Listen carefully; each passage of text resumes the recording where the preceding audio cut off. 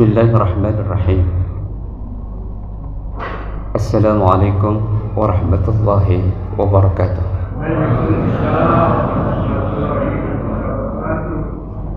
Bismillah, walhamdulillah, wassalatu wassalamu ala rasulillah wa ashabihil ahyar. Rabbi israh li sadri wa yassir li amri wahlul 'uqdatam min lisani yafqahu qawli. Subhanaka la ilma lana illa ma 'allamtana innaka antal alimul hakim. Subhanaka la ilma lana illa ma 'allamtana innaka antal azizul hakim. La tudrikul absar wa huwa yudrikul absara wa huwal latiful khabir. Bapak Ibu jamaah yang dimuliakan Allah, sampai nanti kita menunggu suruh, kita melakukan ta'lim sebentar dalam rangka meningkatkan keimanan dan ketakwaan kita kepada Allah, dalam rangka sebagai bentuk upaya untuk mempertajam nilai-nilai kualitas keimanan kita dan derajat ketawakan kita di bulan Ramadan. Dalam kesempatan kali ini saya akan membahas tentang tazkiyatun nafs. Tazkiyatun nafs. Di dalam membahas tazkiyatun nafs ini ada banyak versi. Cuman karena saya punya disiplin di dalam psikologi Islam, saya mengambil pendekatan tazkiyatun nafs dari disiplin psikologi Islam, nafsiologi atau psikologi Al-Quran. Sebelum sampai ke sana, biar kita punya pemahaman yang tuntas dulu, kita samakan pemahaman kita tentang tazkiyatun nafs dari sisi psikologi Islam. Psikologi Islam itu adalah pendekatan psikologi yang substansi keilmuannya diturunkan dari Al-Quran, As-Sunnah, dan para pemikir ulama Islam untuk kemudian dikaji, dianalisis, dan diteliti secara psikologis. Ini adalah psikologi Islam. Jadi psikologi Islam itu basisnya tidak pernah keluar dari Al-Quran yang dipahami dengan tafsirnya, terus kemudian As-Sunnah yang dipahami dengan sarahnya, kemudian hasanah keilmuan para tokoh-tokoh Islam, kemudian itu basisnya. Di dalam psikologi barat ada namanya psikologi kontemporer. Psikologi kontemporer. Psikologi kontemporer ini, psikologi yang ada ini sampai saat ini ternyata tidak mampu menyelesaikan masalah-masalah kemanusiaan, termasuk di dalamnya ada sehat dan sakit. Karena apa? Kemudian lahir ada namanya psikologi positif. Ketika psikologi kontemporer tidak mampu menyelesaikan persoalan kemanusiaan, kemudian sekarang lahir psikologi positif. Lahirnya psikologi positif itu didorong ternyata manusia itu tidak sekedar akal. Manusia itu tidak sekedar fisik atau jisim. Di dalam diri manusia ada nilai-nilai yang disebut sebagai qalb atau hati, dan ruhiyah atau disebut sebagai ruh. Karena ini ternyata psikologi barat atau psikologi kontemporer itu tidak mampu menyelesaikan persoalan kemanusiaan pada wilayah eksistensi manusia yang elemennya, hakikatnya ada 5. Nanti kita bahas. Di dalam diri manusia itu ada fisik atau jisim kita ini. Eksistensinya tergantung pada pola makan yang seimbang, nutrisi yang seimbang, dan pola istirahat yang cukup. Di dalam diri manusia ada akal atau namanya aklun.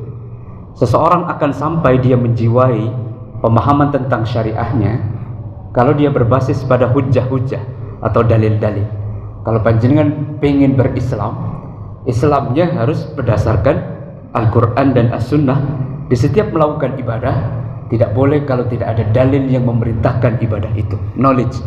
Jadi dia berbicara benar dan salah, dia berbicara logis dan tidak logis. Eksistensinya akal ini adalah knowledge.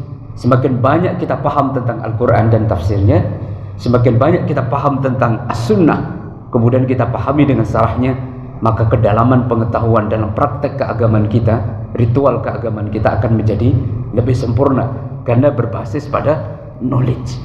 Jadi tidak taklid. Di dalam beragama tidak boleh kita ikut-ikutan, atau ittiba itu boleh, tetapi kalau taklid pokoknya tetapi tidak berdasar pada Al-Quran dan As-Sunnah, menjadi tidak bernilai suatu ibadah itu. Eksistensi manusia juga di dalamnya ada namanya nafs. Ini dalam bahasa Arab disebut sebagai hawa. Makanya kita lebih dekat dengan penyebutan di dalam bahasa Indonesia hawa nafsu. Berbeda penyebutan di dalam bahasa Arab antara nafs dengan hawa. Kalau nafs itu adalah ketika fisik bertemu dengan ruh disebut sebagai nafs. Tetapi kalau hawa nafsu ya, itu berbasis pada dorongan-dorongan libido seksualitas dan alam bawah sadar, dan bahasa nafsu itu adalah bahasa yang enak-enak.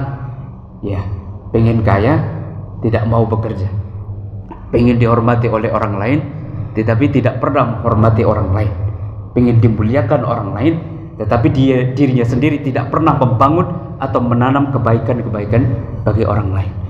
Ternyata selama ini psikologi barat ketika berbicara tentang manusia itu berbicara pada wilayah nafsunya saja. Inna nafsa la'amarratu bisu', bahwa sebenarnya manusia pengen kaya itu karena didorong oleh nafsunya pengen kaya. Kenapa manusia itu pengen populer? Didorong oleh nafsunya agar dia populer. Bagaimana manusia itu pengen semuanya? Itu adalah nilai-nilai keakuan. Nilai-nilai keakuan itu adalah berbasis pada nafsu. Makanya di dalam Al-Quran disebutkan inna nafsa la'amarratu bisu'. Kalau kita terus-menerus memanjakan nafsu kita, maka produk dari nafsu itu adalah masalah, musibah, persoalan, termasuk di dalamnya adalah sakit fisik maupun sakit psikis atau sakit mental. Jadi ternyata sampai di situ saja. Nah, ternyata di dalam Islam jauh lebih itu. Islam akan berbicara tentang fitrah. Ya. Kullu mauludin yuladu 'alal fitrah, fa'awahu aw yuhawidanihi ay yumajjisanihi. Bagaimana itu psikologi kontemporer atau psikologi barat berbicara tentang fitrah, bahwa setiap manusia dilahirkan muslim, setiap manusia dilahirkan suci, setiap manusia tidak berdosa, setiap manusia berbakat, setiap manusia adalah pasti melekat dalam dirinya adalah nilai kebaikan-kebaikan. Tidak bisa psikologi barat berbicara tentang itu. Apalagi lebih dalam lagi, wa yas'alunaka 'anil ruh qulir ruhu min amri rabbi wa ma utitum minal ilma illa qalila. Ya Muhammad, kalau ada di antara kalian sahabat-sahabatmu, siapapun dia yang berbicara tentang ruh dan bertanya tentang ruh, wa yas'alunaka 'anil ruh qulir ruhu min amri rabbi, jawab kepadanya bahwa ruh itu adalah urusan Tuhanku dan saya tidak memiliki pengetahuan yang banyak tentang itu. Bagaimana psikologi barat berbicara tentang ruh? Tidak bisa. Teori-teorinya sampai saat ini adalah terbantahkan. Dan ternyata di dalam Islam ada manual sepanjang sejarah. Taraktu fikum amraini ma in tamassakum bihima lan tadillu abada, kitaballahi wa sunnatir rasul. Siapa itu? Manual yang terbaik.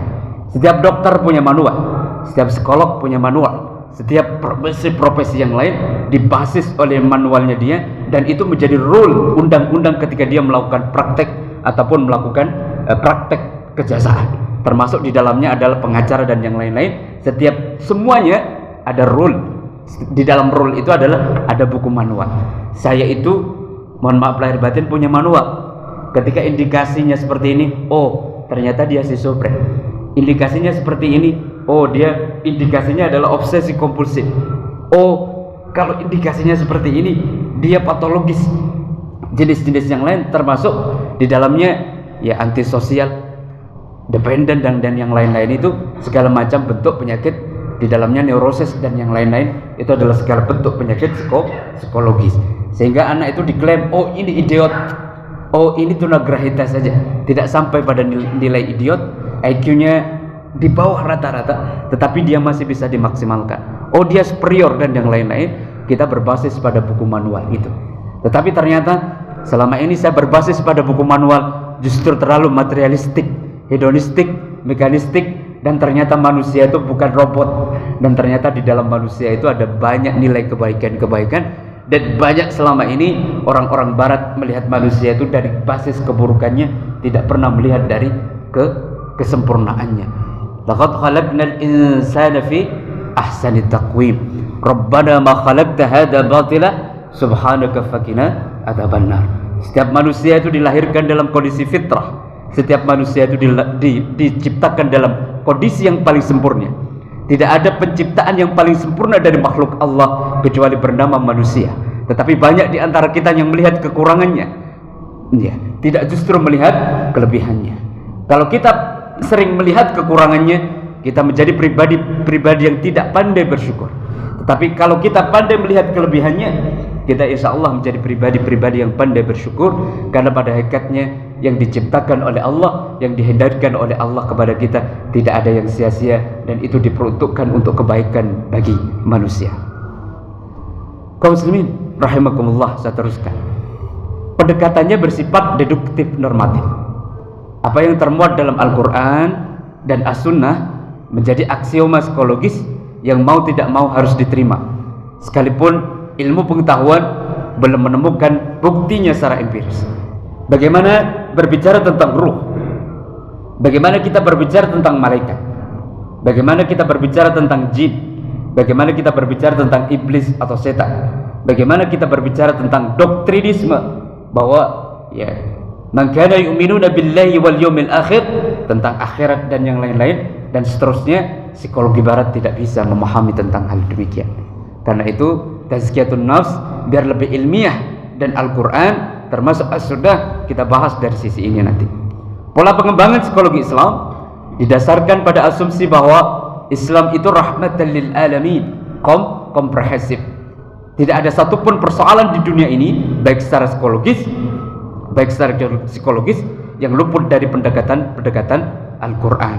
Contoh di surah Al-An'am, ya, surah An-Nahl yang tadi sudah saya sebutkan, wa yus'alunaka 'anir ruh qalir ruhu min amri rabbi wa ma utitum minal ilma illa qalila ala inna fil jasadil mudghah fa idza saluhat saluhat jasad kullu wa idza fasadat jasad kullu ala wahyal qalb. Coba ada yang mengatakan al-insanun hayawanatun natiq, manusia itu adalah binatang tetapi di dalamnya dilengkapi cara berpikir dan cara merasa. Coba bayangkan kalau manusia itu disebut sebagai hayawan tetapi di dalamnya tidak punya pola pikir, ya, tidak punya intelektual dan kecerdasan, tidak punya bagaimana cara dia merasa, memperhatikan orang lain, tepo seliro, rendah hati, menghargai orang lain, jujur dan sejenisnya, termasuk di dalamnya tanggung jawab. Tidak ada bedanya manusia itu dengan binatang.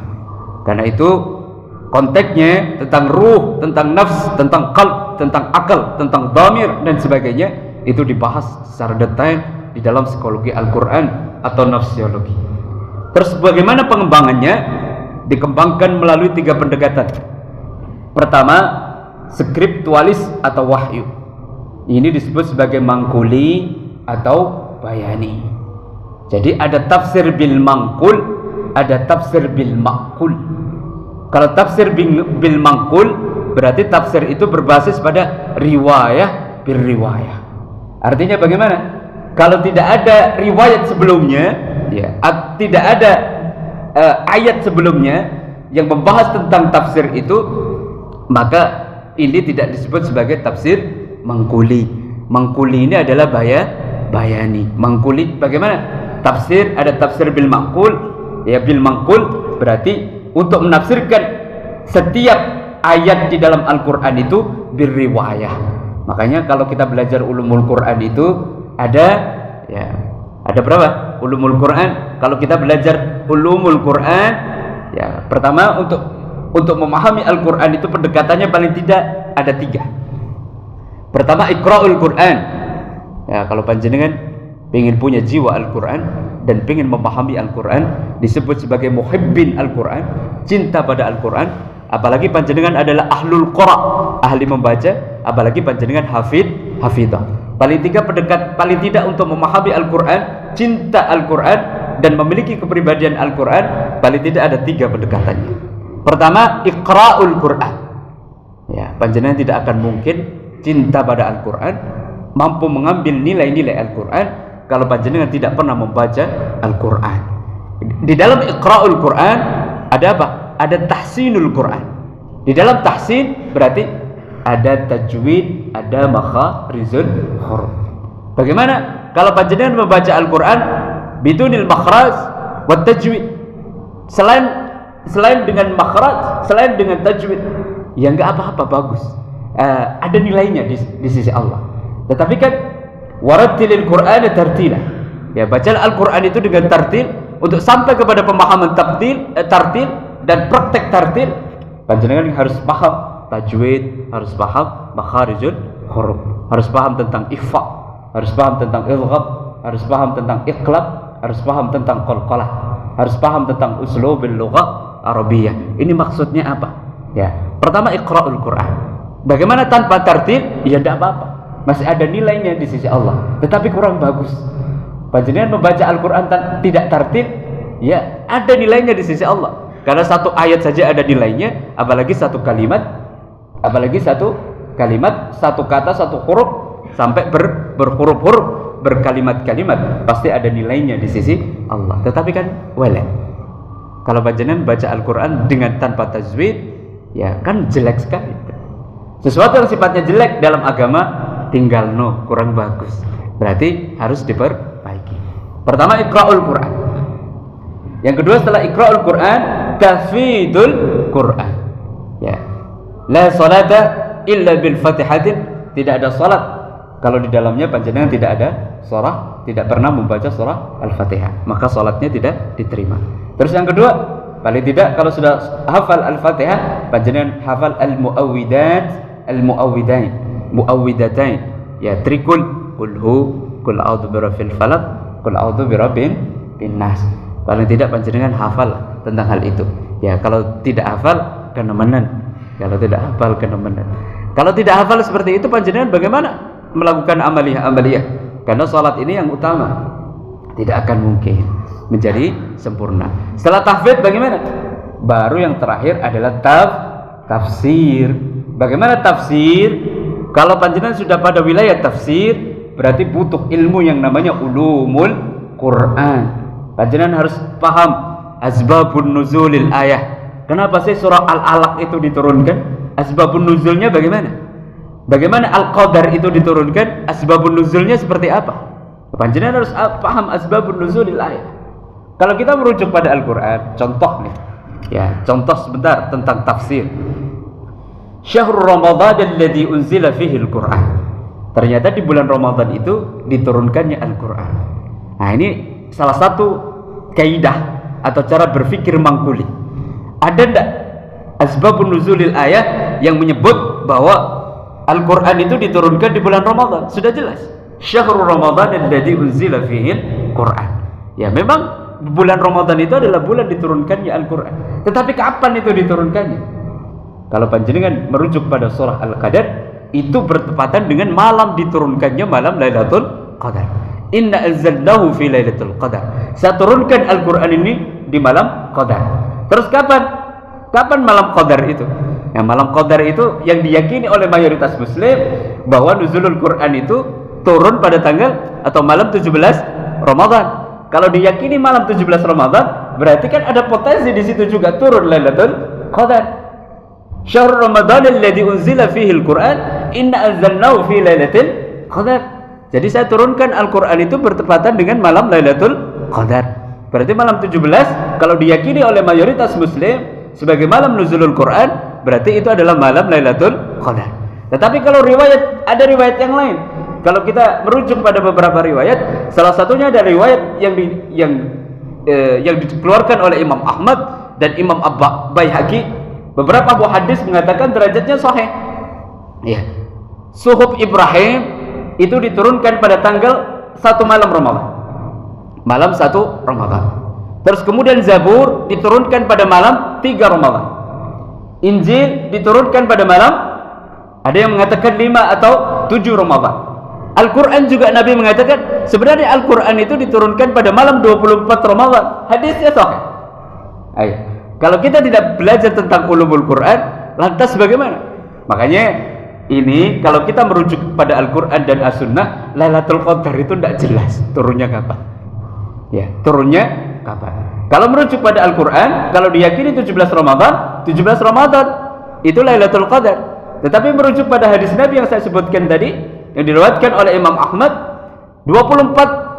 malam 24 itu malam diturunkannya Lailatul Qadar dan bertepatan dengan peristiwa diturunkannya Al-Quran, termasuk di dalamnya ada surah Al-Alaq. Tetapi kalau kita merujuk pada Nabi, taharraw Lailatul Qadar fil asril awahir minar Ramadan. Carilah Lailatul Qadar itu di 10 malam terakhir di bulan Ramadan. Pada iddakhal al-ashr ay ashril awahir minar Ramadan, sadda mijrah wa ahya lailah wa qada ahlah. Rasulullah istaikid anak-anaknya, istrinya dibangunkan oleh Nabi Muhammad SAW untuk melakukan itikaf atau qiyamul lail di 10 malam terakhir. Terus kalau kita merujuk, coba dilihat di dalam kitab Fathul Wahhab, itu Imam Syafi'i mengatakan Lailatul Qadar itu turun pada malam 21 dan malam 23 Ramadan. Tetapi mujtahid yang lain, ya, biduni Imam Syafi'i mengatakan insyaallah Lailatul Qadar itu turun pada malam 27 Ramadan. Ayo, panjenengan mau pilih yang mana? Panjenengan mau pilih yang mana ini? Dan ini riwayatnya sahih semua. Ada dalilnya. Bagaimana? Cerdas Rasulullah itu. Dia ngambil 10 malam terakhir tanpa dipilih-pilih, tak usah ganjil-ganjil. Dan bahkan tahun beliau diwafatkan pada tahun itu, beliau melakukan itikaf atau qiyamul lail mulai malam 11 Ramadan hatta 30 Ramadan. Ayo panjenengan, enggak usah dipilih wes. Kalau sudah seperti ini, semuanya malam Ramadan itu berpotensi malam Lailatul Qadar. Ya kenapa sih penting Lailatul Qadar? Loh, Lailatul Qadar ini pentingnya luar biasa, keberkahannya luar biasa. Inna anzalnahu fi Lailatul Qadar, Lailatul Qadr khairun min alf syahr. Loh, keberkahannya, kebaikannya melebihi 83 tahun. Panjenengan enggak mau malam Lailatul Qadar? Usianya sampai tidak 83 tahun? Belum tentu. Makanya jangan meremehkan, dan tidak ada umat yang mendapatkan kenikmatan sebesar ini kecuali umat Nabi Muhammad sallallahu alaihi wasallam. Ojo ngeremehno malam Lailatul Qadar. Makanya panjenengan itikaf qiyamul lail sebanyak-banyaknya. Tetapi berdasarkan fikusnya, iktikaf tidak disyariatkan di rumah, apalagi iktikafnya sendiri. Iktikaf yang terbaik bagaimana secara syariah? Ya di Haramain, di Mekkah, Madinah, atau Masjid Nabawi. Yang nomor 2 di Baitul Maqdis atau Al-Aqsa yang paling bagus. Kalau panjenengan tidak ada kesempatan hijrah ke sana atau misalnya melakukan umrah di sana, ya sudah. Bagaimana dipilih yang bagaimana? Dipilih masjid jamek di kota atau kabupaten itu.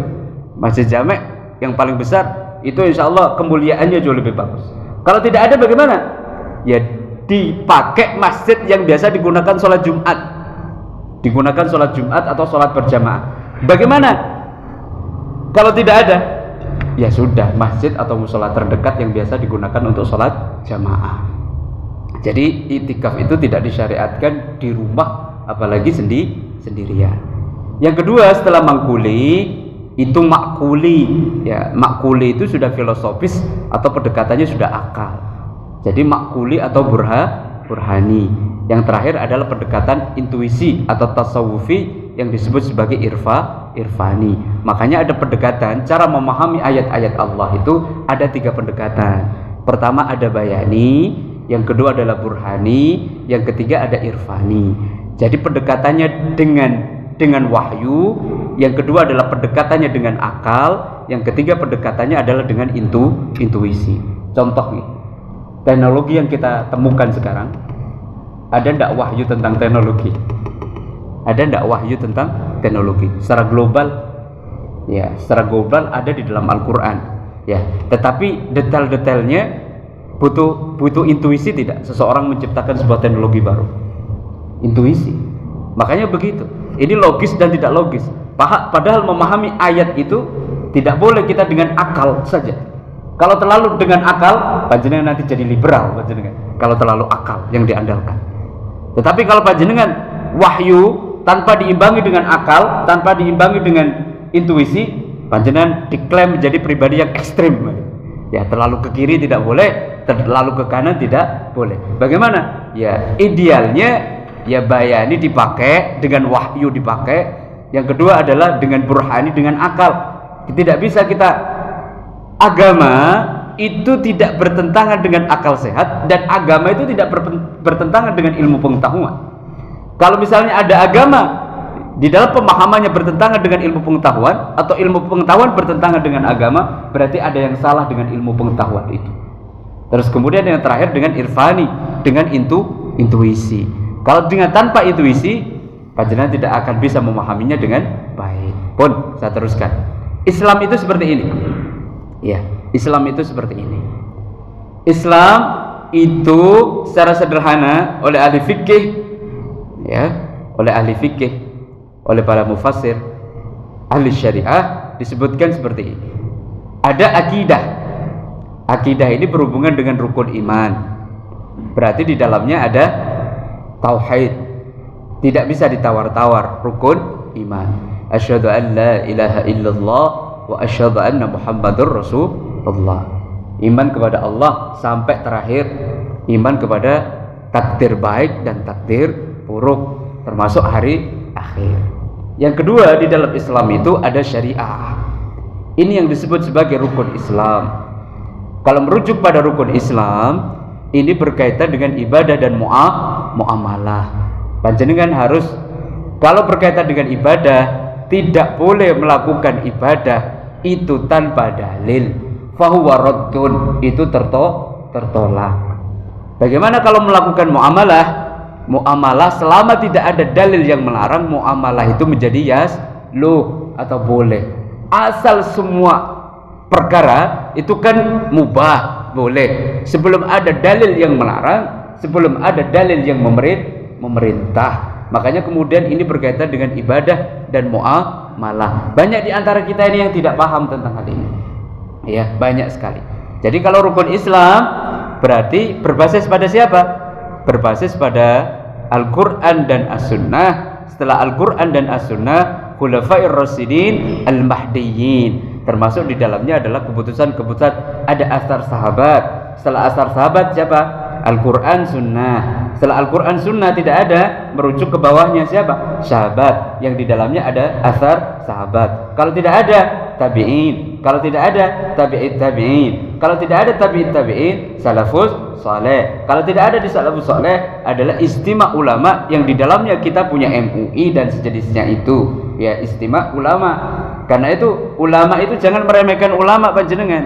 Karena ulama itu warasatul anbiya. Tidak akan sampai pemahaman Islam secara sempurna kalau tidak usul. Ulama ini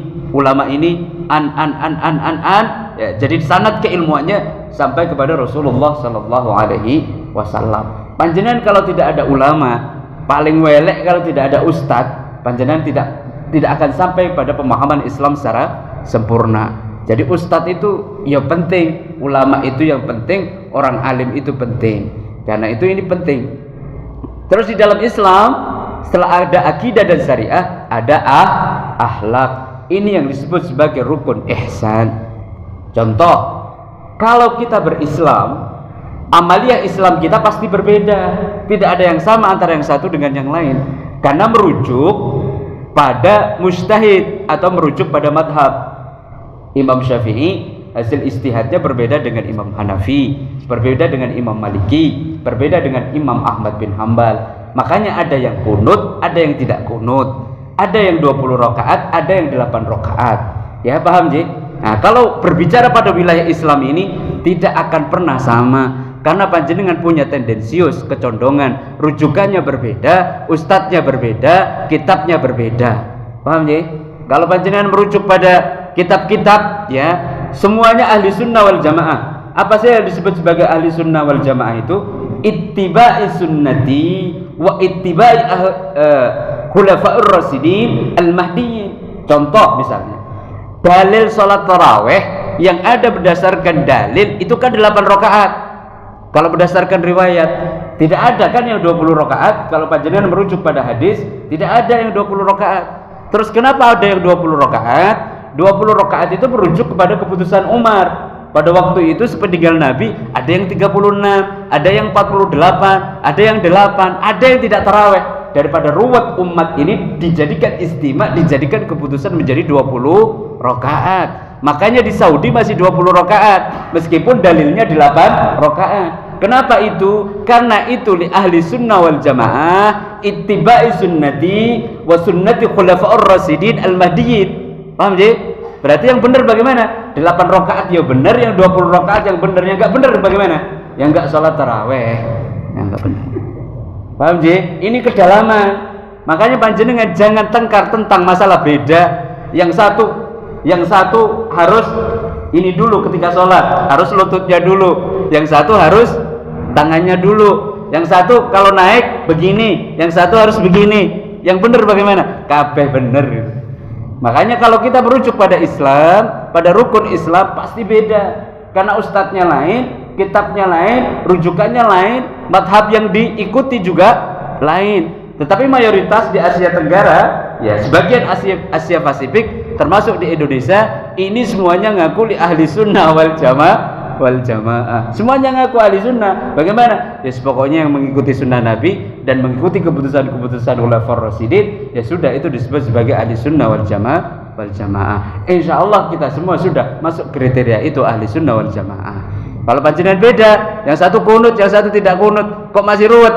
Waduh, perlu belajar Islam lagi. Makanya kalau panjenengan Islamnya tidak dinaikkan, panjenengan selama ini banyak di antara kita itu akidah sudah mantap. Yang kedua adalah syariahnya sudah mantap, tetapi tidak pernah dinaikkan lagi. Paham maksudnya? Ya, naikkan ke akhlak. Akhlak itu adalah ihsan. Bagaimana contoh ihsan itu? Kalau kita berbicara fikih, macam-macam kaifiyah sholat itu kan banyak, syarat dan rukunnya. Tergantung panjenengan condong ke madhab yang mana. Tergantung condong ke madhab yang mana. Wes paling gampang, panjenengan ikut kelompok sopowe, gitu ya. Ada yang NU, ada yang Muhammadiyah, ada yang lain-lain. Ya paham sih? Caranya juga beda-beda. Karena apa? Karena rujukannya lain-lain. Pasti beda. Tetapi itu naikkan biar gak tengkar selama ini. Kita kan tengkar masalah-masalah sepele seperti itu selama ini bertahun-tahun, dan itu sudah masalah musiman. Kalau sudah mendekati Ramadan rame 8 rakaat, 20 rakaat. Wes, gak mari-mari. Di level mujtahid ini sudah selesai. Contoh, Imam Syafi'i kepada Imam Hanafi. Ketika beliau ke rumahnya Imam Hanafi, ente di rumah ana sekarang. Kalau ente di rumah ana, hasil istihad ana ma fi kunut, tidak ada kunut setelah sholat. Bagaimana jawaban Imam Syafi'i? Ana ittiba ente, saya ikut ente. Kita ini bukan mujtahid. Kudu ahli Al-Quran juga ndak, ahli fikih juga ndak. Ruwet kayak debat masalah-masalah seperti itu. Ini adalah masalah yang sudah selesai di level mujtahid. Panjenengan ojo ikut-ikut rame gak karuan wong gak punya ilmu ngomong tentang hal itu. Nah, udahlah, selesaikan itu, selesai sudah. Perdebatan itu sudah selesai. Kenapa? Karena selama ini Islam kita ini sampai di syariah dan tidak pernah dinaikkan ke ihsan, akhlak. Kalau akhlak bagaimana ukurannya? Ya sholat, yang penting sholat lah wes. Yang nggak benar berarti yang nggak sholat. Artinya apa? Husnudzon. Oke. Panjenengan lebih dalam lagi. Panjenengan secara syariat, secara rukun sudah benar. Ada wudu, terus kemudian ada takbir, ada ruku, ada sujud. Benar semua sudah syarat dan rukunnya ketika sholat. Tetapi panjenengan ketika tidak ikhlas atau tidak khusyuk, ada nilainya enggak di sisi Allah? Ada nilainya enggak di sisi Allah? Ukurannya berarti sholat itu tidak sekedar syariat, tidak sekedar syarat dan rukun. Yang lebih tinggi dari syarat dan rukun itu apa? Khusyuk. Ayo, panjenengan yang dipermasalahkan selama ini syarat dan rukun, ya pasti beda ustadznya lain. Nah, bagaimana agar dewasa? Naikkan ke ihsan, ke akhlak. Ya. Wasta'inu bis-sabri was-salah wa innaha lakabiratun illa 'alal khashi'in. Siapa yang khusyuk itu? Alladzina yadhunnuna annahum mulaqu rabbihim wa annahum ilaihi raji'un. Berarti ukuran tertinggi dalam salat itu apa? Khusyuk kan? Kalau syarat dan rukun pasti beda, tergantung madhab mana yang diikuti. Nah, ini selama ini kita terjebak pada wilayah itu. Ya wes, sholat terserah sholatmu kayak gimana. Semua apa yang ada di mujtahid Imam Hanafi, Imam Maliki, Imam Syafi'i, Imam Ahmad bin Hanbal tidak mungkin keluar dari Al-Quran dan Sunnah. Pasti beda-beda dikit itu pasti sudah. Dan kita itu ada kecenderungan pasti. Lebih condong kemana itu pasti. Terus begini, ukuran sedekah banyak apa sedikit? Ukuran sedekah itu banyak sedikit atau panjenengan ikhlas? Ya ikhlas ukurannya. Hatayu banyak tapi gak ikhlas, ya gak ada nilainya di sisi Allah. Ini yang disebut sebagai akhlak. Paham ya? Akhlak. Ini yang disebut sebagai rukun ihsan. Kalau panjenengan sudah ihsan, gak pernah panjenengan mengkritik orang, takut panjenengan mengkritik orang. Tidak mau panjenengan menjadikan orang lain itu panjenengan merasa paling mulia dari orang lain. Takut. Kalau sudah akhlaknya terjaga. Karena apa? Khawatir nanti pengetahuannya tidak sampai ke sana. Kita kan gampang mengkritik, oh ini tidak ada dalilnya, tidak ada ininya. Jangan-jangan kita belum sampai pengetahuan tentang hal itu. Jangan mudah mengkritik orang. Biasanya yang mudah mengkritik tidak jauh lebih baik daripada yang dikritik. Sudah, itu nyata, ini psikologis ini. Terus, paham ya? Naikin. Berarti dinaikin. Ayo dinaikin biar gak ruwet masalah seperti itu lagi. Kalau tidak dinaikin ke akhlak, kita itu berarti menjadi orang yang selalu tengkar setiap hari. Waduh. Lanjut. Sudah syuruk ya. Lanjut ya. Lanjut. Kapan-kapan disambung. Terus di dalam Quran, di dalam Islam itu ada Qur'aniyah. Qur'aniyah itu disebut sebagai dinullah. Ndak, ini ngapunten ya. Mohon maaf lahir batin. Dasar-dasar seperti ini saya sampaikan ke panjenengan biar panjenengan punya pemahaman yang kuat, tidak diombang-ambingkan oleh kepentingan politik begitu. Ya. Jadi saya khawatir panjenengan nanti jangan sampai negara kita seperti negara-negara di Timur Tengah. Negara-negara di Timur Tengah itu banyak warganya yang dihasut untuk membenci pemerintah yang sah. Ya, karena apa? Ya karena masalah sepele-sepele ini loh. Ngapunten ya, banyak kemarin ayat-ayat Al-Quran yang dipelintar-pelintir untuk kepentingan politik, perang Badar dan sejenisnya itu ya. Ada kan pada waktu itu. Padahal kalau panjenengan ngerti tafsir Al-Quran, guyu itu. Ini artinya apa tafsirnya? Makanya panjenengan kalau memahami Al-Quran itu harus dengan tafsir. Ya, tidak boleh panjenengan memahami Al-Quran itu dengan terjemahannya. Karena apa? Pasti asbabun nuzulnya nggak jelas, konteksnya nggak jelas. Makanya kemarin ada banyak ayat-ayat yang seolah-olah artinya udah benar dipakai untuk senjata politik. Saya tidak mau.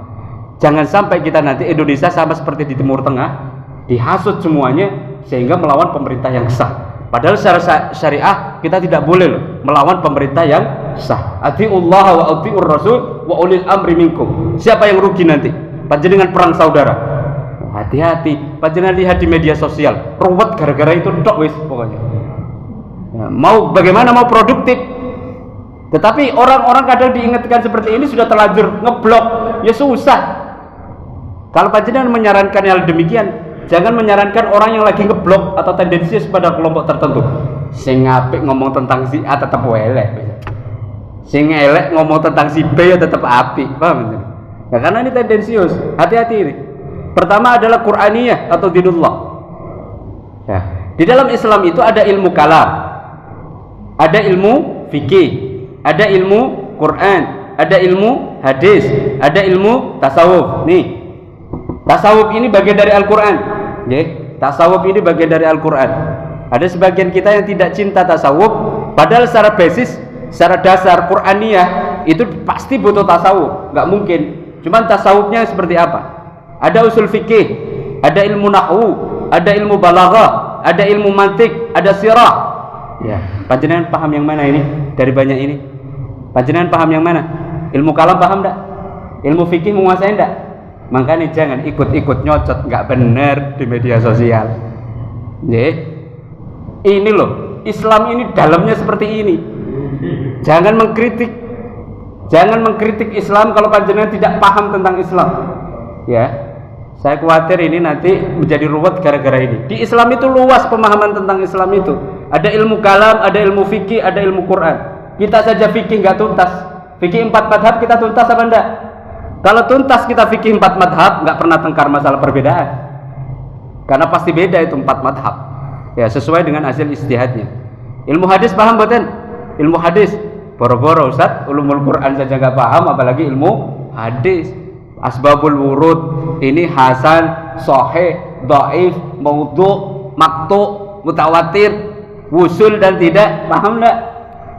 Ya, masih banyak yang kita ini tidak paham tentang hal itu semua. Makanya karena itu ojo ruwet dengan tengkar yang produktif gitu loh. Cara berpikirnya harus visioner ke depan. Cara berpikirnya itu. Terus ada tasawuf. Panjenengan tidak pernah bisa akan mampu melakukan praktek khusyuk kalau panjenengan tidak paham tentang ilmu hati. Ilmu hati itu ada. Siapa yang mempelajari ilmu hati? Ikhlas, ya sabar, tumakninah, tanggung jawab. Ilmunya siapa itu? Belajar di mana? Ya tasawuf semua itu. Wa ma khalaqtul jinna wal insa illa liya'budun. Ma uridu minhum birizqin wa ma uridu ayyut'imun. Innallaha huwar razzaq wa huwa qawiyyul matin. Manusia dan jin diciptakan hanya untuk mengabdi kepada saya. Sebenar-benarnya mengabdi itu seperti apa? Hilangkan sifat keakuan. Ayo, sugih karena sopo? Karena aku dewe sugih. Wah, selesai di ilmu tasawuf. Gak masuk. Karena apa? Yang nyugihno itu Gusti Allah untuk kamu. Ya, hidup mati jodoh itu sudah ditentukan jauh-jauh hari sebelum dunia dan seisinya ini diciptakan. Berapa ribu tahun? 5.000 tahun sebelum penciptaan langit dan bumi, takdir kita sudah diselesaikan oleh Allah. Kalau panjenengan nggak ngerti ilmu tasawuf, berarti gak karuan, seudon tok sama Allah. Ya Allah, kenapa saya sakit? Padahal sudah ditakdirkan sakit. Ya Allah, kenapa kok anak saya nggak soleh dan soleha? Ya Allah, rizki kok cepet Nah, ini kalau nggak ngerti ilmu tasawuf, nggak ngerti ilmu hati, ya bahaya. Berarti you bukan hamba yang sebenar-benarnya hamba, you palsu. Apa yang tidak dikasih? Semuanya kita itu dikasih, bahkan hidup dan mati kita dikasih oleh Allah. Karena itu ini penting harus dipahami. Terus yang kedua, di dalam Islam selain ada Qur'aniyah, ilmu-ilmu yang bersifat Qur'aniyah, ada ilmu-ilmu yang sifatnya kauniyah atau sunatullah. Ada psikologi, ada biologi, ada antropologi, ada sosiologi, ada ekonomi, ada politik, fisika, kimia, astronomi. Panjenengan jangan hidup berdasarkan hukum saja. Kalau hidup berdasarkan hukum saja, panjenengan akan menjadi pribadi yang kasar. Kenapa? Dikit-dikit pasal ini pasal, dikit-dikit haram. Padahal hidup itu kan tidak cuma hukum sih. Hidup itu nggak cuma hukum. Saya khawatir kalau panjenengan fikih saja hidup itu. Padahal Islam itu nggak cuma fikih, ya kan? Ya, ternyata ada banyak hal yang lain yang harus kita pahami sehingga kita ini bahagia hidupnya. Kenapa kita kok tidak bahagia? Kok Islam itu kok berat rasanya? Ya karena kita nggak ada warna lain selain itu. Ternyata di dalam Islam itu pilihannya banyak. Contoh, ketika seorang hakim memutuskan sebuah perkara, ya, itu tidak berdasar pada pasal-pasal saja. Ada ibu-ibu yang dia hamil, lagi menyusui, ASINya tidak bagus, suaminya tidak mampu membelikan susu, akhirnya dia mencuri. Ketika mencuri, kalau berbasis pada pasal-pasal, pasti masuk buih, dia salah sudah. Tetapi kalau panjenengan ada etika moralitas kemanusiaan, pertimbangannya tidak cuma pasal-pasal, nggak punya duit untuk ngasih ASI anaknya, bagaimana itu? Menjadi bebas kan akhirnya? Iya, karena dia mencuri karena terdesak. Paham ya? Jadi hidup itu tidak cuma pasal-pasal. Panjenengan makanya jangan belajar fikih saja, belajar yang lain-lain, masih banyak selain fikih. Ada ilmu kalam, ada ilmu hadis, ada ilmu tasawuf, ada ilmu balaghah, nahwu. Waduh, kita ini kalau belajar gak ono opo-opo nih kita. Kalau sudah belajar begini. Jadi gak ono wong pinter itu kalau sudah kayak gini. Waduh, gak ada apa-apanya. Makanya saya khawatir jangan sampai mengkafir-kafirkan mujtahid. Ada kan Imam Syafi'i dikafir-kafir ya? Ada. Saya khawatir ini orang ini blinger apa nggak paham Islam. Wong mujtahid ini luar biasa. Kalau mujtahid pasti mufassir, pasti muhaddis, pasti fuqaha, pasti ahli bahasa Arab dan yang lain-lain. Kita ini nggak semuanya itu. Hati-hati. Karena ini kedalaman itu menjadi penting. Ini biar waktunya tidak habis ya. Saya pahamkan tentang ini panjenengan. Karena itu nanti tazkiyatun nafs itu sebenarnya implementasi atau praktek dari sini. Pun secara dasar panjenengan sekarang sudah punya pengetahuan. Ternyata hidup itu indah, tidak sekedar halal haram. Indah, hidup di Islam itu indah. Terus yang kedua, apa sih eksistensi kemanusiaan manusia itu apa eksistensinya? Pertama al-insan. Kita ini disebut sebagai al-insan. Menungso manusia, al-insan itu ada ruh di dalam diri manusia itu. Ini yang disebut ruh ini berpusat di hati. Ruh ini berpusat di hati. Terus kemudian melahirkan apa? Melahirkan nafsu mutmainnah. Lihat di Al-Quran. Ya ayyatuhan nafsul mutmainnah irja'i ila rabbiki radiyatan mardiyah fadkhuli fi ibadi wadkhuli jannati. Hati-hati, nanti yang diterima itu adalah ya kita di yaumil akhir itu adalah orang-orang yang mutmainnah yang memiliki derajat nafsul mutmainnah. Siapa yang memiliki derajat nafsul mutmainnah? Ya muslim, mukmin dan muhsin. Itu harus digabung itu. Kalau panjenengan muslim saja tanpa mukmin menjadi mardud atau tertolak. Panjenengan mukmin tanpa muslim apalagi. Mukmin, muslim dan muhsin ini harus disempurnakan. Tadi kan sudah saya jelaskan. Panjenengan jangan mudah menyalahkan orang lain, khawatir nanti tidak paham tentang hal itu. Pertama, ruh ya. Yang kedua adalah nafs. Nah, ini panjenengan biar tahu bedanya. Apa sih bedanya hati, bedanya akal, bedanya hawa, bedanya ruh, bedanya jasad? Kalau jasad ketemu dengan ruh namanya nafs, paham ya? Makanya disebut ya ayyuhan nafsul mutmainnah. Kenapa? Ruh kalau sudah ketemu dengan jasad berarti kan hidup. Itu yang disebut sebagai nafs. Paham ya? Paham ya? Dari sini paham? Ya udah. Jadi bedakan antara nafs dengan hawa. Udah. Yang kedua, di dalam diri manusia itu ada namanya akal. Akal itu melahirkan nanti produknya nafsul lawamah. Nafsul lawamah ini cara berpikirnya logis dan tidak logis, melahirkan sifat-sifat kemanusiaan al-insaniyah. Ya, makanya manusia itu disebut sebagai hayawanun natiq, manusia yang berakal. Karena apa? Karena di dalam diri manusia itu ada akal. Iblis punya akal enggak? Malaikat punya akal enggak? Ya. Malaikat punya akal tetapi tidak punya nafsu. Iblis tidak punya akal tapi punya iblis tidak punya hati tetapi punya nafsu. Paham ya? Yang paling sempurna itu adalah manusia. Yang terakhir adalah hawa. Ya, hawa itu melahirkan, nah ini yang disebut sebagai hawa nafsu, syahwah wal ghadab. Ya. Makanya Abu Hasan Al-Basri mengatakan, kalau kamu ingin bahagia, kamu harus memanajemen hawa nafsumu. Kalau kamu tidak mampu memanajemen hawa nafsumu, kamu akan menjadi bermasalah. Makanya hawa, syahwah melahirkan syahwah. Syahwah itu apa? Yang enak-enak itu sudah syahwah itu. Terus yang terakhir adalah hawa itu melahirkan ghadab. Ya, ghadab itu adalah kemarahan. Bagaimana? Ya, la taqdab walakal jannah. Jangan marah, jangan marah. Siapa yang mampu manajemen marah, hadiahnya adalah surga. Itu melahirkan apa? Nafsu amarah. Nafsu amarah itu lahir dari mana? Al-iradah. Jadi keinginan-keinginan yang tidak jelas itu sifat-sifat. Jadi dalam diri manusia sudah paham ya? Ada ruh, ada jasad, ada qalb, ada akal, ada hawa. Ini beda-beda. Tetapi ruh kalau ketemu dengan jasad disebut sebagai nafs. Panjenengan harus bisa membedakan. Sedikit saja. Apa sih yang disebut sebagai tazkiyatun nafs? Menurut Ibnu Taimiyah, Al-Ghazali dan cendekiawan Islam Indonesia.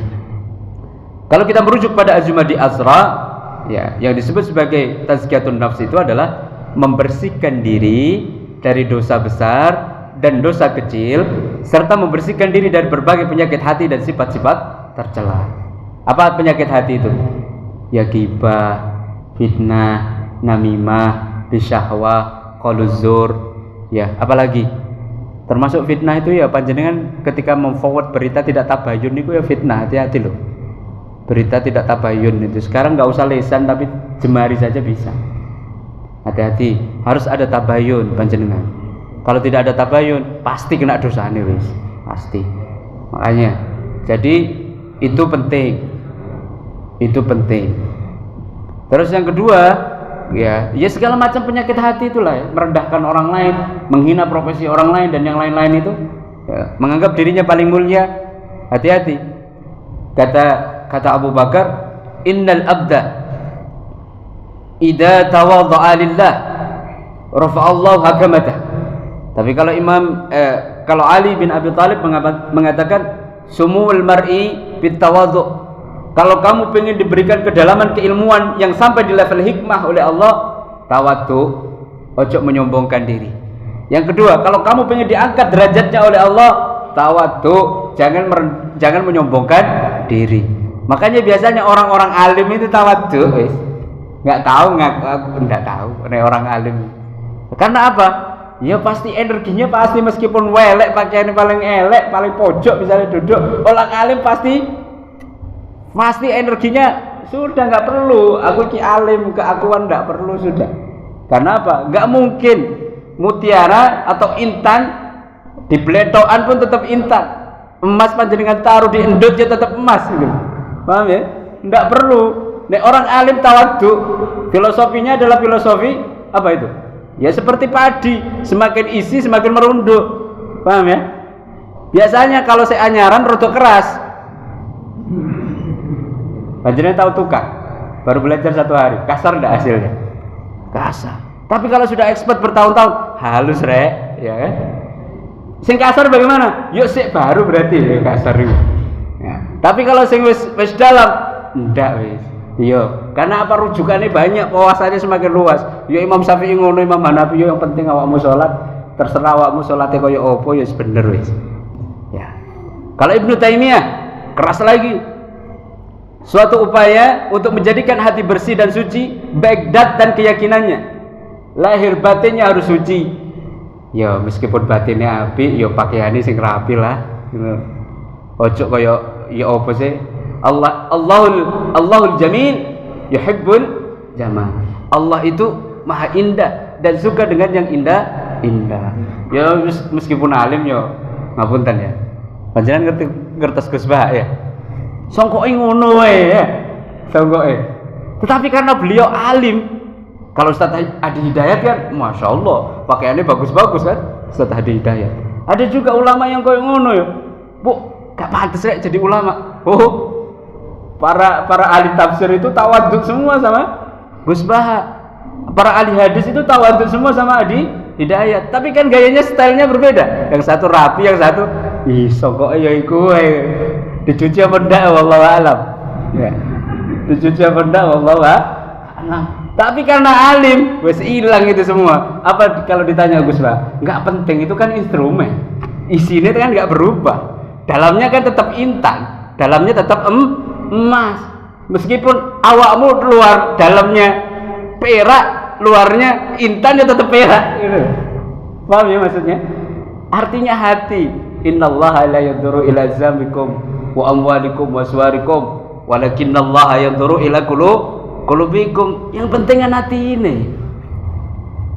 Wes terakhir, kita belum praktek loh ini tazkiyatun nafs.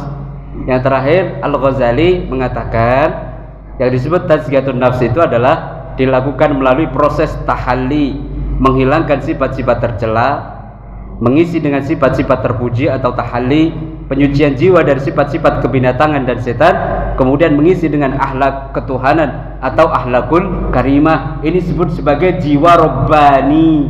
Jiwanya jiwa Asmaul Husna. Asmaul Husna ya kasih sayang, Ar-Rahman, Ar-Rahim, Al-Malik, Al-Quddus hatta akhir.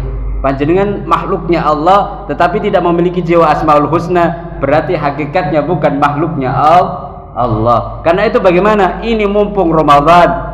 Man lam yadha' qaul zur wal jahla wal amal bihi falaysa lillahi hajatun fi ayada'a ta'amahu wa sarabahu. Laisa siyam min al-lagwi war rafas walakin siyam laisa siyam min al-akli was sarab walakin siyam min al-lagwi war rafas. Tazkiyatun nafs, kalau panjenengan tidak berubah ketika berpuasa untuk menjadi pribadi yang lebih baik, tidak menghilangkan segala bentuk macam karakter kepribadian fitnah, namimah, bisa wa qaul zur, panjenengan tidak diklaim menjadi pribadi yang berhasil dalam berpuasa. Paham je? Ini sifat-sifat robbaniyah. Allah itu ya maha pengasih, maha penyayang, tepo seliro, menghargai. Bahasa gampangnya toleransi itu penting ya. Dan banyak hal kebaikan sifat-sifat terpuji itu harus ditanamkan ke dalam diri, bahwa itu semuanya pada hakikatnya adalah sifat dari Allah atau Asmaul Husna. Makanya kita diajarkan walillahi asmaul husna fad'uhu biha. Jadi kalau kita berdoa jangan pernah lupa memuji Allah dulu. Ya Allah, saya ingin kaya. Kenapa ingin kaya? Karena engkau memiliki sifat ya ghani ya mughni. Ya Allah, saya ingin memiliki jiwa kasih sayang.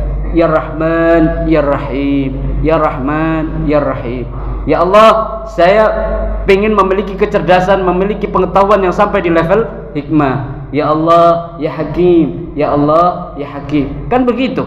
Jadi kita diajarkan tentang hal itu, sehingga kalau panjenengan berpuasa tetapi tanpa tazkiyatun nafs, nilai puasanya kata Nabi, kam min sa'imin laisa lahu min siyamihi ilal ju' wal atas. Dia berpuasa tetapi hakikatnya dia bukan berpuasa atau mendirikan puasa. Ya dia melakukan puasa tetapi hakikatnya tidak berpuasa. Dia membaca zikir pada hakikatnya tidak berzikir. Dia sholat tetapi pada hakikatnya tidak mendirikan sholat. Ada banyak kritik-kritik kita. Kita sholat tapi hakikatnya tidak sholat. Kita berzikir tapi hakikatnya tidak berzikir. Bedakan antara membaca zikir dengan zikir. Banyak di antara kita membaca zikir apa berzikir? Jujur, banyak mana? Kita ini membaca zikir apa berzikir? Kalau berzikir itu kan mengingat, lupa yang lain. Kalau kita membaca ingat yang lain. Iya enggak? Subhanallah, subhanallah, subhanallah. Apalagi tasyahud akhir, penak inget tasyahud akhir mau selesai bentar lagi salam. Enak. Ayo panjenengan khusyuk ketika sholat pasti tahiyat akhir. Khusyuk sudah. Nah, karena ini adalah penting. Sampai di sini ya. Kapan-kapan disambung. Ini nanti ada praktek sebenarnya tazkiyatun nafs itu seperti apa. Dan ini sebenarnya saya gini. Kenapa saya pahamkan yang dasar-dasar tadi? Biar panjenengan lebih dewasa memahami Islam ini dan melakukan praktek Islam ini. Kalau langsung dikasih tazkiyatun nafs seperti ini, saya khawatir tadi nanti tazkiyatun nafs nanti dinilai tasawuf itu apa ruwet nanti udah. Akhirnya dikasih basic ya dulu. Pun mudah-mudahan ada yang tanya. Nggih, monggo.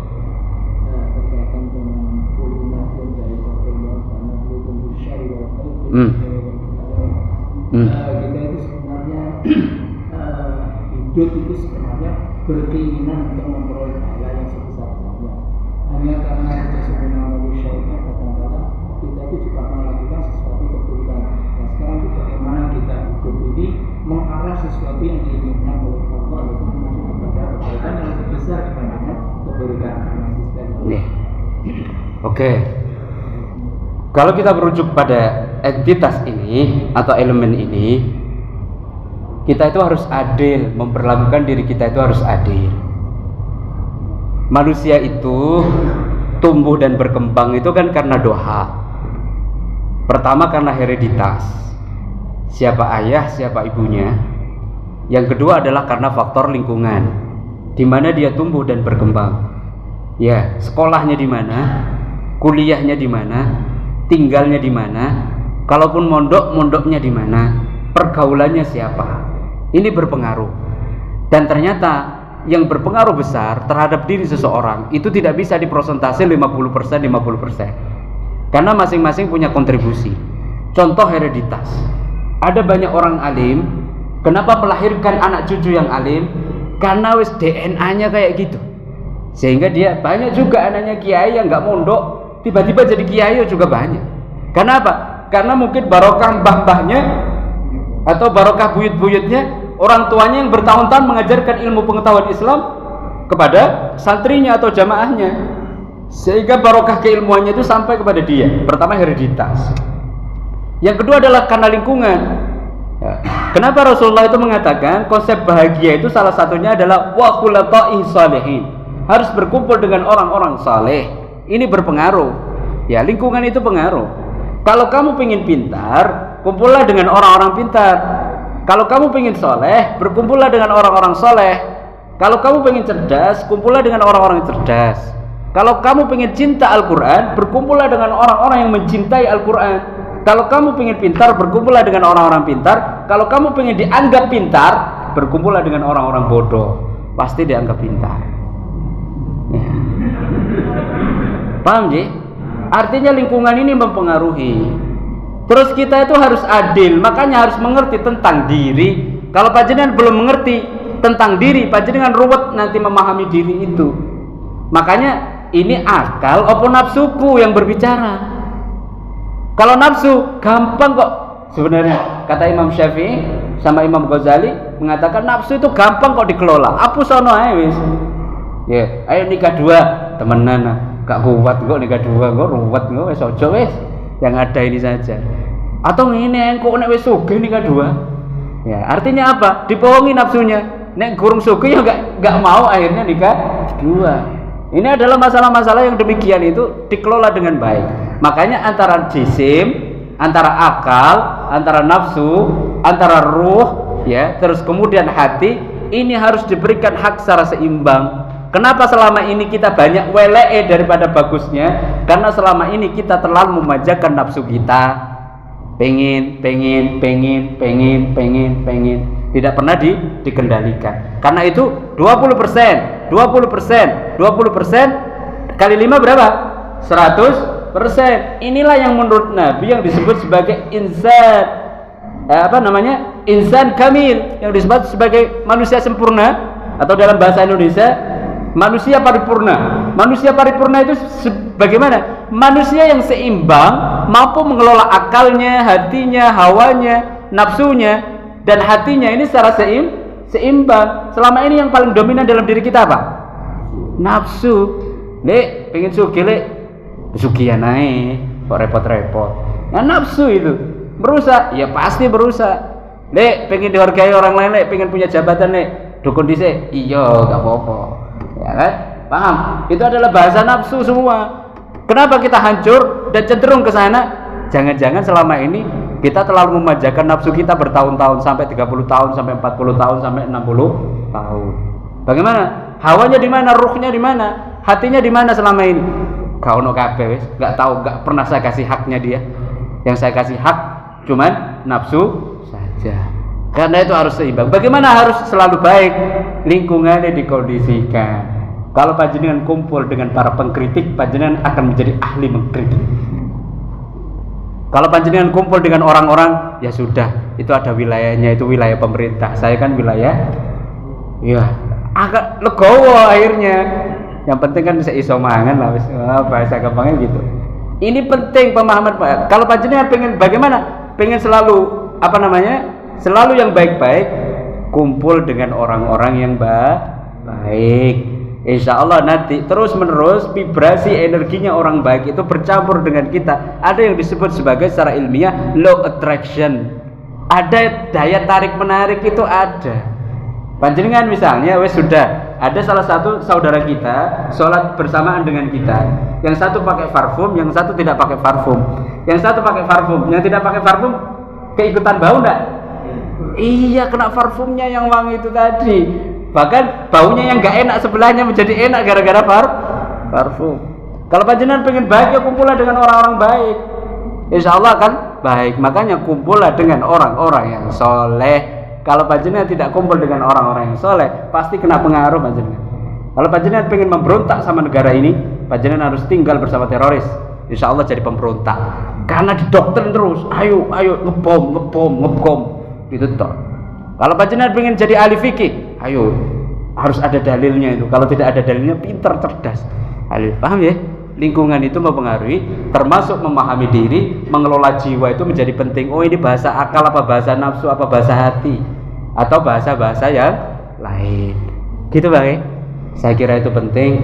Mohon maaf lahir batin. Mudah-mudahan ada hikmah dan manfaatnya. Akhirul qauli hada. Assalamualaikum warahmatullahi wabarakatuh. Subhanakallahumma bihamdika asyhadu an la ilaha illa anta astaghfiruka wa atubu ilaik. Subhanakallahumma bihamdika asyhadu an la ilaha illa anta astaghfiruka wa atubu ilaik. Subhanakallahumma bihamdika asyhadu an la ilaha illa anta astaghfiruka wa atubu ilaik. Kita langsung salat syuruk ya, isyraq ya.